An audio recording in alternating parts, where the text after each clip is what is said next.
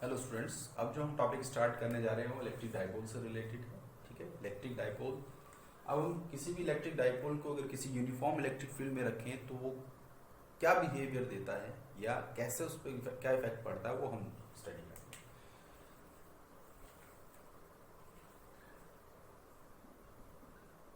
Electric dipole place in uniform electric field. अगर हम किसी इलेक्ट्रिक डाइपोल को एक यूनिफॉर्म इलेक्ट्रिक फील्ड में रखें तो उस पर क्या इफेक्ट पड़ेगा या वो कैसा बिहेवियर देगा वो हम ये देख रहे हैं। तो हमने यहाँ पर कोई इलेक्ट्रिक फील्ड कंसीडर कर लिया, दिस इज इलेक्ट्रिक फील्ड और यूनिफॉर्म है, तो आपको पता है कि इनके बीच में सेपरेशन सेम।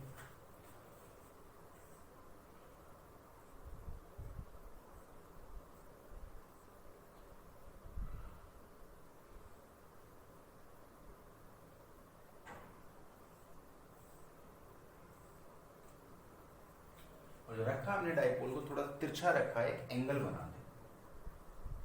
ठीक, तो एक एंगल बनाते हुए रखा है। तो अब जब हम ये ऐसा एंगल बनाते हुए रखते तो होता क्या है, सभी जानते हैं कि जो पॉजिटिव चार्ज है वो इलेक्ट्रिक फील्ड की डायरेक्शन में अट्रैक्ट होता है, उस तरफ शिफ्ट होता है, तो उस पर एक फोर्स लगती है F = QE। Similarly negative charge पर अपोजिट डायरेक्शन में फोर्स लगती है, दैट इज कॉल्ड QE। तो दोनों पर इक्वल अमाउंट में बट अपोजिट डायरेक्शन में फोर्स लग रही है। उस फोर्स की रिस्पेक्टिवली क्या होगा, उस फोर्स की रिस्पेक्टिवली ये एक रोटेशन करना स्टार्ट कर देगा। तो रोटेशन से क्या पता चलता है कि अगर हम किसी भी डाइपोल को किसी यूनिफॉर्म इलेक्ट्रिक फील्ड में रखते हैं किसी पार्टिकुलर थीटा एंगल पर, तो वो रोटेट करने लगता है। अब जहां भी रोटेशन की बात आती है, रोटेशन,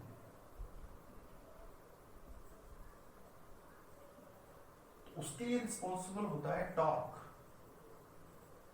आप पहले भी पढ़ चुके हैं कि टॉर्क किसी भी ऑब्जेक्ट को एक एक्सिस के अबाउट रोटेट कराता है। तो यहां भी एक टॉर्क एक्सपीरियंस कर रहा है, अब वो टॉर्क का की वैल्यू क्या होगी वो हमें निकालना है। अगर हम ध्यान से देखें तो जिसका परपेंडिकुलर डिस्टेंस है, इस पूरी लेंथ को हमने 2a कंसिडर कर रखा है। ठीक है, और अगर हम इसको कंपोनेंट में तोड़ें तो जो वेक्टर डिस्प्लेसमेंट है, इसकी लेंथ को हमने एक डिस्प्लेसमेंट कंसीडर किया है क्योंकि ये इनिशियली ऐसे रहा होगा और जब ये शिफ्ट करा हमने तो ऐसे शिफ्ट किया, तो इसका जो डिस्प्लेसमेंट है that is a vertical displacement. कि इसके एक्सिस की वर्टिकल डिस्प्लेस इसलिए कि इसके जो पोल्स हैं वो पहले एक ही अलाइन थे, वर्टिकली डिस्प्लेसमेंट 0 था, लेकिन जैसे ही ये शिफ्ट हो गए तो एक पोल यहाँ आ गया, एक पोल यहाँ आ गया, तो उनका वर्टिकल शिफ्टिंग जो हुई वो ये हुई और वो 2a sin थीटा, और जो हॉरिजेंटल कंपोनेंट है इसका वो 2a cos थीटा। क्योंकि टॉर्क को अगर आप डिफाइन करें, टॉर्क क्या कहलाता है, torque is equal to force into perpendicular distance from rotation axis, rotation axis। इसमें अगर हम रोटेशन एक्सिस की बात करें तो रोटेशन एक्सिस फोर्स की बात करें तो फोर्स कितनी लग रही है, QE into distance perpendicular from rotation axis, that is 2a sin theta. अगर आप कंबाइन करें E into 2QA sin theta, that is 2QA P is equal to 2QA। Clear? तो यहाँ जो टॉर्क है that is 2A into P sin theta। अगर आप इसको वेक्टर फॉर्म में रिप्रेजेंट करें तो E को हम लिख सकते हैं E is equal to E cross P। Clear? ये आपका E क्रॉस P हो गया। अब यहां पर डायरेक्शन क्या होगी, डायरेक्शन ऑफ टॉर्क, जो टॉर्क लग रहा है इस पर डायरेक्शन क्या होगी, तो सिंपल सी बात है, टॉर्क की डायरेक्शन E और P से जो प्लेन होगा उसके परपेंडिकुलर होगी। जैसे for example E electric field की डायरेक्शन ये होगी, ठीक है, डाइपोल की हम कहते हैं -2 है, ठीक है, -2 ये डायरेक्शन हो गई, ठीक है। तो ये जो प्लेन बन रहा है ये वाला, थोड़ा यहाँ आते हैं, ई की डायरेक्शन ये हो गई, पी की डायरेक्शन आपने ये मानी, पी की डायरेक्शन हो गई, दैट इज ई की डायरेक्शन। अब जो टॉर्क की डायरेक्शन होगी that is perpendicular to this, जो टॉर्क होगा वो इसके परपेंडिकुलर होगा, क्लियर। चलिए, तो इन दोनों के परपेंडिकुलर, इन दोनों से जो प्लेन फॉर्म हो रहा है उसके perpendicular direction, direction of torque perpendicular to the plane formed by E and P.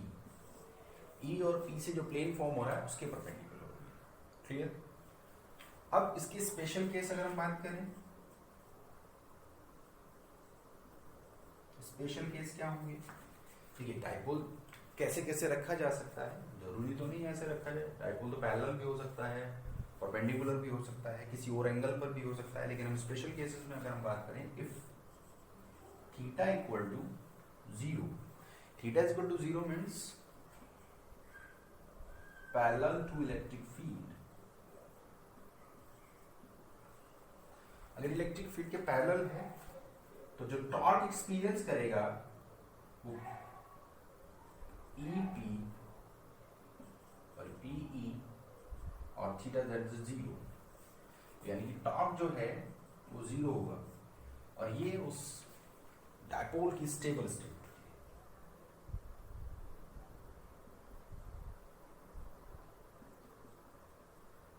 Stable, ये स्टेबल है। स्टेबल का मतलब है कि ये इसी तरीके से अपनी पोजीशन में बना रहेगा, क्लियर। सेकंड है, if theta is equal to 90, अगर आपने इसको परपेंडिकुलर कर दिया ऐसे यहां पर, तब क्या होगा, तो टॉर्क की अगर हम बात करें, टॉर्क अगर आपने इसको 90 पे किया तो ये मैक्सिमम टॉर्क एक्सपीरियंस करेगा, पीई। उस केस में ये अनस्टेबल, क्लियर, तो आती है बात। चलिए, अब स्टेबल जब ये होगा तो उस पर नेट फोर्स क्या होगी,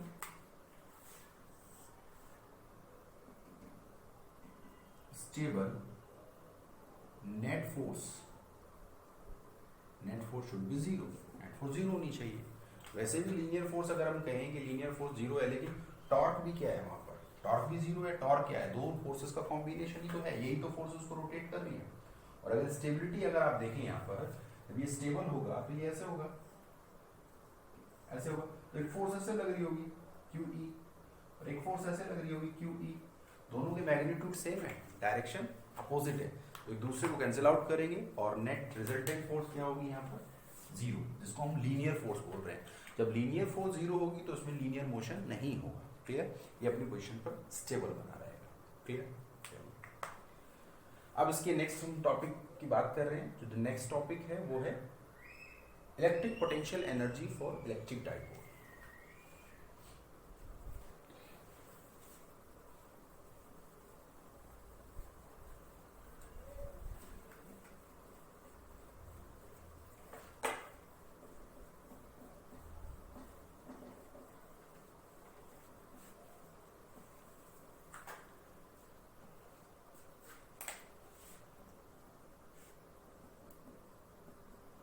electric potential energy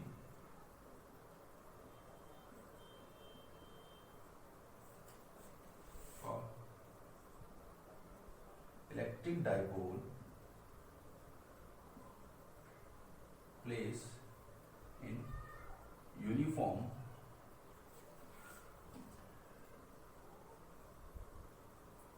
electric field. हमें इलेक्ट्रिक पोटेंशियल एनर्जी निकालनी है डाइपोल की जब वो यूनिफॉर्म इलेक्ट्रिक फील्ड में रखा। हमने यहाँ पर कोई इलेक्ट्रिक फील्ड पहले की तरह से कंसीडर कर लिया, ये इलेक्ट्रिक फील्ड है यूनिफॉर्म, ठीक है। यहाँ पर वही डाइपोल प्लस Q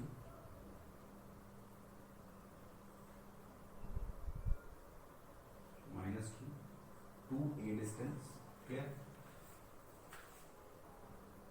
और ये इसका जो एंगल है दैट इज थीटा, सेंटर से जो एंगल फॉर्म हो रहा है दैट इज थीटा, इसकी एक्सिस के साथ एंगल बना रहे हैं तो थीटा बना रहे हैं। अब देखिए पोटेंशियल एनर्जी को कैसे डिफाइन करते हैं। किसी भी सिस्टम की किसी फोर्स के अगेंस्ट जो वर्क करने की एबिलिटी है, वर्क करने की जो एबिलिटी है अपनी इक्विलिब्रियम स्टेट में आने के लिए, वो उसकी पोटेंशियल एनर्जी में स्टोर हो जाती है। हमेशा पोटेंशियल एनर्जी को हम वर्क से आइडेंटिफाई करते हैं, वर्क के रेस्पेक्टिवली डिफाइन करते हैं।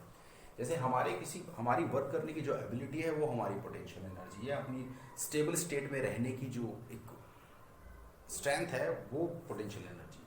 तो ऐसे सिस्टम की अपनी स्टेबल स्टेट में रहने के लिए जो भी इसकी अपनी एनर्जी एग्जिस्ट करती है इसके अंदर, वो इसकी पोटेंशियल एनर्जी है। पता कैसे चलेगा? अब हम इसको इसकी इक्विलिब्रियम स्टेट से डिस्टर्ब कर रहे हैं, तो हमने क्या किया, कंसीडर कर लिया कि हमने इसको डेल थीटा शिफ्ट कर दिया।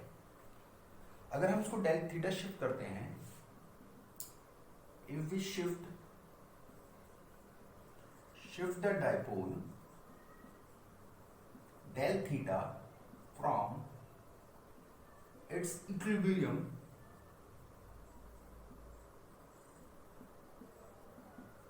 पोजीशन, इक्विलिब्रियम पोजीशन से अगर शिफ्ट करते हैं तो ये टॉर्क लगाएगा और वो टॉर्क इसको वापस इसकी अपनी ओरिजिनल स्टेट में लेके आएगा। Position it's experience torque which provide the restoring force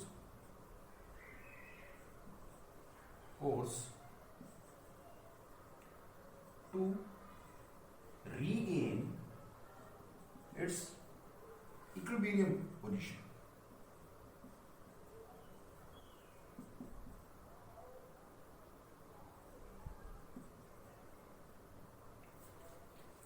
The work done,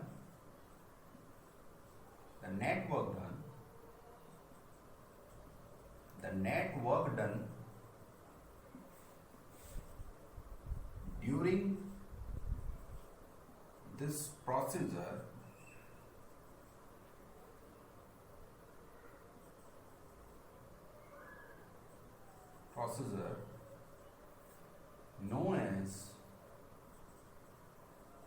known as potential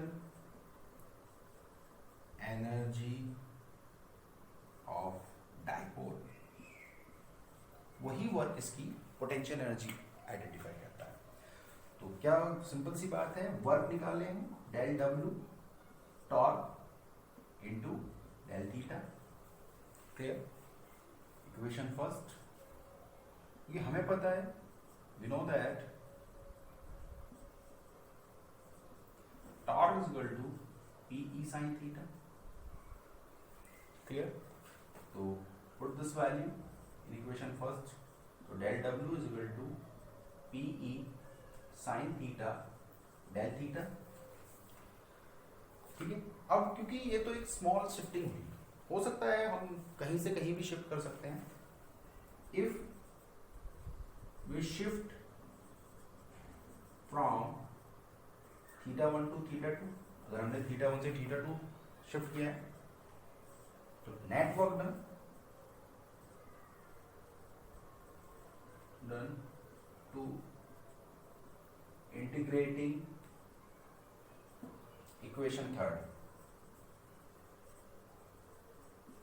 equation third को हम इंटीग्रेट कर दें थीटा 1 से थीटा 2 पर,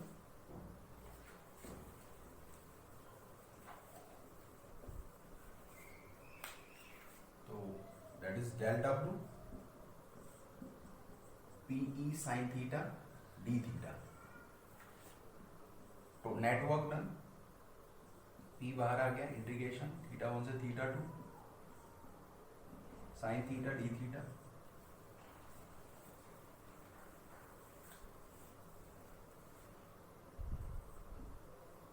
दैट इज पीई, इंटीग्रेशन करेंगे तो माइनस कॉस थीटा 1 से theta 2, work is equal to minus PE cos theta 2 minus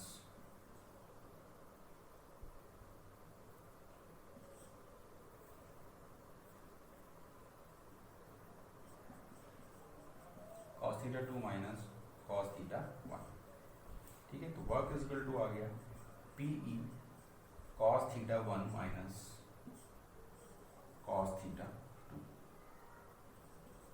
Clear? This work done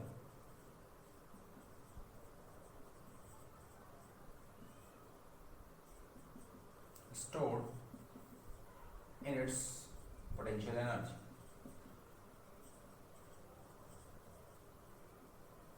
ये पोटेंशियल एनर्जी में स्टोर हो जाता है, तो हम इसे क्या लिख सकते हैं, U is equal to P E cos theta 1 minus cos theta 2. Clear? एक एक्सप्रेशन।